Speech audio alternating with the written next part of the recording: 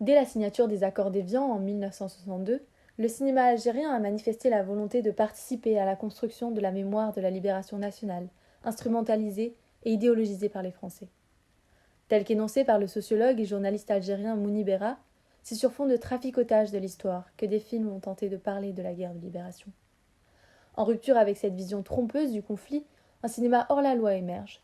Le cinéma anticolonialiste de René Vauthier en est l'un des plus caractéristiques de ce mouvement. Que ce soit dans son documentaire Une nation l'Algérie, où il relate la face cachée de la conquête de l'Algérie quelques jours après la révolution de 1954, comme dans Algérie en flammes, où il tourne dans les maquis du FLN et montre la lutte armée sur le terrain, il cherche à exposer la vérité. Son cinéma militant, bien que majoritairement interdit et censuré en France, où il ne fait pas consensus, interpelle à l'étranger. Déterminé à contrer la version de la propagande coloniale française, il ne cesse de produire des courts-métrages, souvent au détriment de sa propre sûreté. Au-delà de ce cinéma combatif et des films de maquis, des productions parallèles soutiennent la cause algérienne, défiant la censure. En plus de celle-ci, l'absence de traces et de photographies rend difficile la création de films. Le cinéma algérien, contrairement au cinéma français, n'a pas d'image de référence. Tout est à reconstruire à partir de rien. Cependant, des films amateurs de famille et de soldats français en Algérie offrent des perspectives intimes et personnelles de la guerre. Dans Une si jeune paix, Jacques Charby révèle crûment les conséquences profondes de la guerre sur des enfants algériens orphelins, quelques mois après l'indépendance. La liberté retrouvée, ces derniers ne connaissent pas autre chose que le conflit, enracinés dans leur quotidien.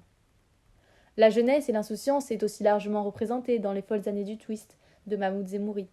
Alors que le FLN et l'armée française s'affrontent sur le terrain, deux jeunes Algériens peu politisés ne se sentent pas concernés par le conflit, leur seule préoccupation étant de profiter de leur vie. Par ailleurs, le cinéma algérien entend jouer le rôle de catalyseur de mémoire dans l'optique d'affirmer une identité nouvelle. Sans surprise, ce n'est pas aux historiens que revient cette fonction.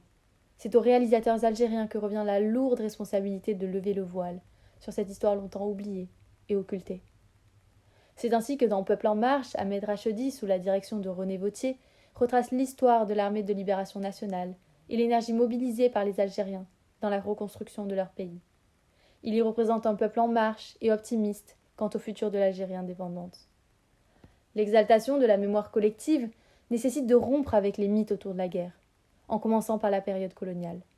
Dans Déraciné, Lamine Merba remonte aux racines de la colonisation dans les années 1880 pour exposer la spoliation des paysans algériens et de leurs terres par l'administration coloniale française. Les règlements de compte entre les membres du MNA et du FLN sont mis en lumière dans Les Sacrifiés de Oka Touita, tout comme dans C'était la guerre où Ahmed Rachedi expose les violences internes au sein du mouvement nationaliste et les liquidations dans les maquis.